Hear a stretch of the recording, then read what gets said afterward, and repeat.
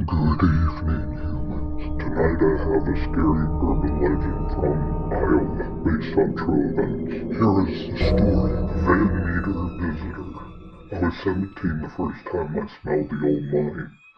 Cold salt and damp, like a cellar that had learned to breathe. I had a flashlight I didn't trust, and a pocket knife that wouldn't bend.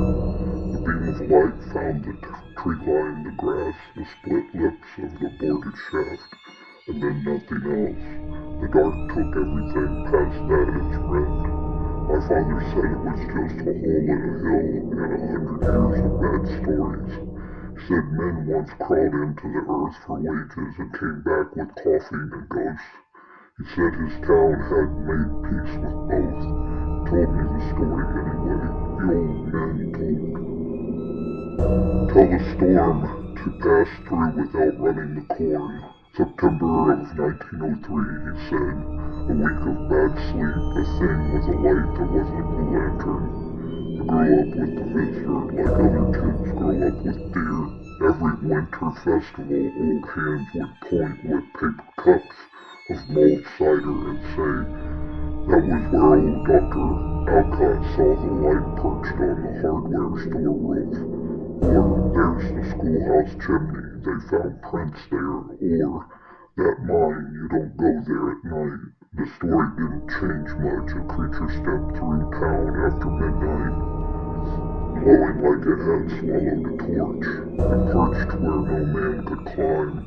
Bullets made it indifferent, and when a posse hunted it to the mine, it vanished down a throat of earth that never gave it back. It was a good story. It had the right shape, an ordinary street, a new moon, respectable men with guns and reputations, and something the reputations couldn't touch. The trouble with good stories is that they don't retire, they wait.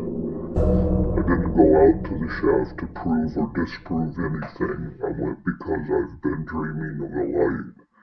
It showed up 3 nights in a row, a bright white bead pushed through the walls of the dream like a nail. At first it just hovered. The second night it slid down the hallway in my grandparents' farmhouse, and the floorboards shivered like someone had walked 2 rooms over.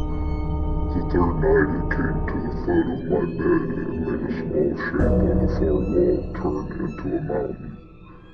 When I woke, my window smelled like damp clay, so I took the old flashlight we had in the mudroom and said out loud to nobody, 10 minutes, like time could stop anything. The mine sat in a little gully east of town, where the grass grows over the old access road in a way that looks like forgiveness. The shaft had stone sides and a wood lintel with nails poking through like teeth. The boards were gray and wormy.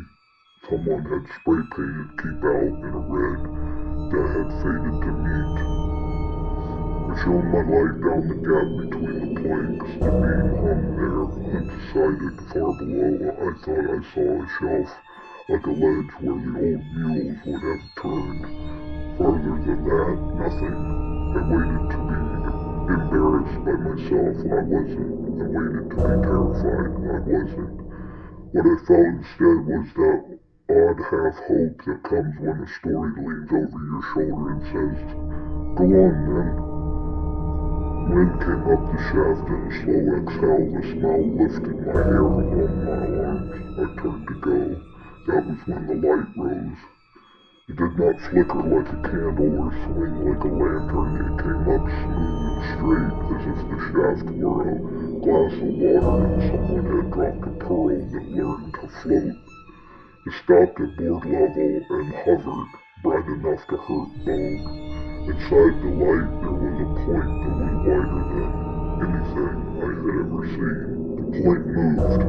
It turned left, right, then fixed on me, not like eyes, not like attention, but like a surveyor's sight setting. The mine sighed again, and when it came a sound that wasn't wind, it was a low, clipped cough, like a sleeping animal trying to clear its throat without admitting it was awake. I raised the flashlight at the light, and the shaft answered with more light. The cord questions I wouldn't have put into words, then I said no. The light blinked out. Silence took the shadow so completely that I felt my heart beat like a knock on wood. I was halfway to the fence when the roofline of the tool shed to my left changed shape. Something unfolded itself from the wood like a bat stepping out of a coat. It was larger than a man, not by much, but wrong in a handful of ways that matter. The head was too narrow. The shoulders were jointed like a bird's. The tail, it had a tail, dragged nails across the shingles and made a sound that thought you should run. A brilliant white beam shone from the thing's forehead, not a glow that lit the world, a column that cut it. It washed over me in the grass and the fence post with the sturgeon's interest, and in that light I could see the quiver of the weeds, the grain of the shed wood. The palm print I left on the top slate of the fence last summer. The beam touched my face, my teeth hummed. People say you don't move because fear locks your feet. That's not true. You don't move because something else is choosing. The thing flicked its tail. The tail ended in a diamond wedge like a spade, and it tapped the shingles twice as if counting. The horn, maybe it wasn't a horn, maybe it was a bone that had learned to the trick, dimmed and then burned brighter. In the hard white, the creature's skin gleamed like oiled slate. Where the light failed at the edges, I could not find an outline.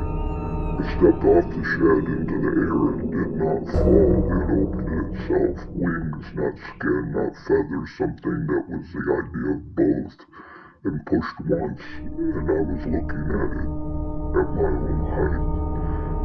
It did what night things do when they are deciding. It turned its head and regarded my throat. From the road behind me came the sound of a truck that had lost an argument with a muffler. Headlights slid through cottonwoods and the beam on the creature's brow vanished. The way a streetlight goes out when the transformer pops. The wings folded down in a strange tidy way. The tail whipped once, and the thing slipped out of the air sideways like a magician's hand leaving the deck. My Uncle Roy coasted to a stop with the kind of slow he saves for deer. He rolled the window down and said, "You see it?" My flashlight beam wavered. "What?" "They always said you'd go look," he said, "after your granddad and the stories, after you started drawing that light on your notebooks." He nodded toward the shaft. "It's a week too early." "For what?" I asked, which was a ridiculous question because I could hear in his voice there was an answer. "Vernon likes to be seen." He climbed out with a grunt, his legs stiff from old work, and opened the bed of the truck. Inside was a wooden crate with a padlock. He produced a key that made my mouth taste metallic. "We don't go out here without something that pretends to do a job," he said. He lifted out a 12 gauge with more scars than stories and checked the chamber. "You stand behind me if you're going to stand at all." I wanted to tell him we should go. I wanted to ask him why we weren't calling my father. Wanted to pretend I hadn't seen a thing step off a roof and ignore the fact of gravity. Instead, I stood behind him because having a man with a gun between you and the mine feels like a season. Roy cupped his hands to his mouth and made a coyote bark, which is funny until something answered. Not a bark, a horse-like blast, a sound like someone trying to play a note on a trumpet with a cracked reed. Then silence. Then a rustle on the schoolhouse roof that was farther away than it should have been. Then the mine exhaled damp again, and my tongue went numb at the edges. The light came back, first in the shaft, then in the air above the shaft. Then, as a point that slid along the fence like a finger drawn over piano keys, the beam found the shotgun and held it there. Roy did not lower the barrel. "You remember Mr. Dunn from the hardware store?" he said conversationally, his voice 2 registers lower than normal. "He's dead."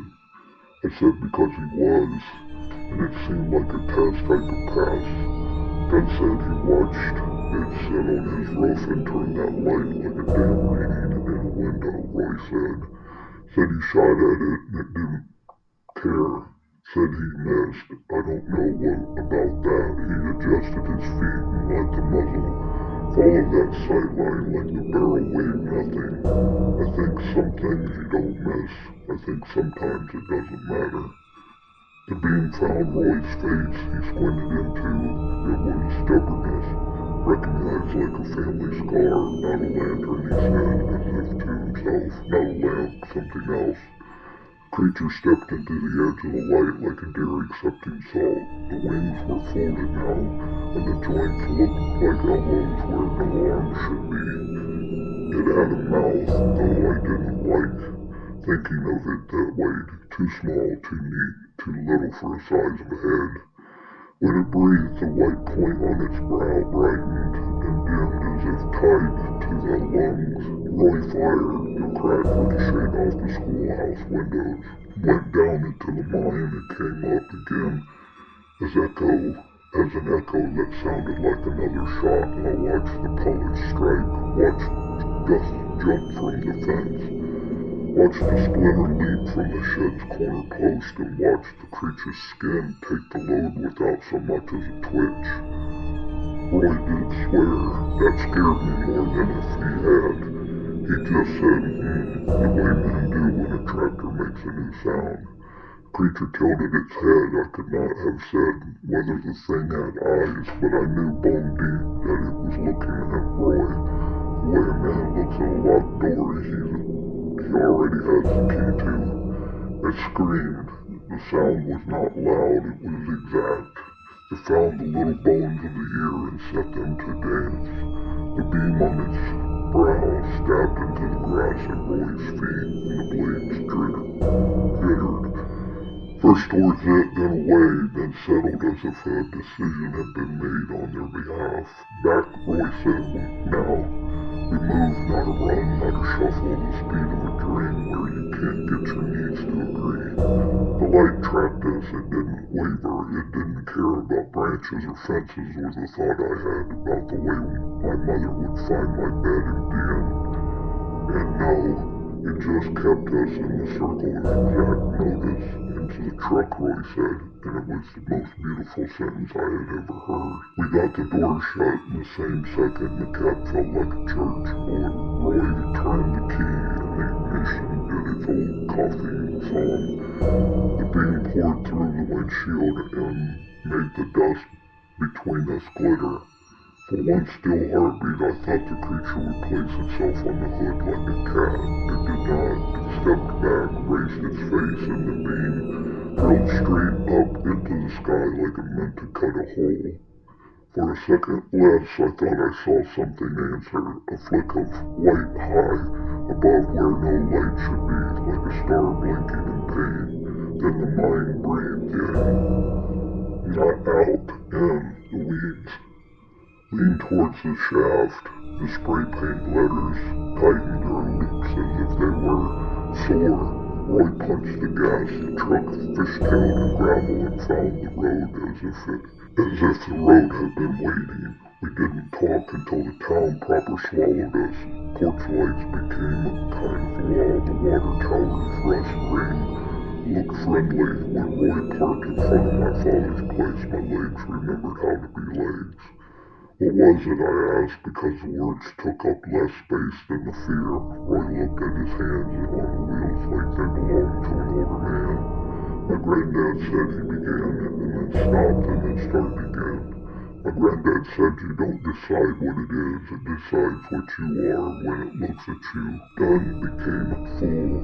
Alcott became a witness. The men with guns became the kind of story that ends with men with guns. And you, I asked tonight, Roy said. A door. I thought I understood, and then I didn't. The light kept visiting the edges of things that week. Mrs. Parker saw it on her barn roof and said to nobody that the beam made the cow's eyes go milky for an hour. Joel, who mows the green behind the church, said he found three-pronged impressions by the lilacs like a child who pressed a fork too hard into flour. I didn't go back to the mine. I didn't sleep much.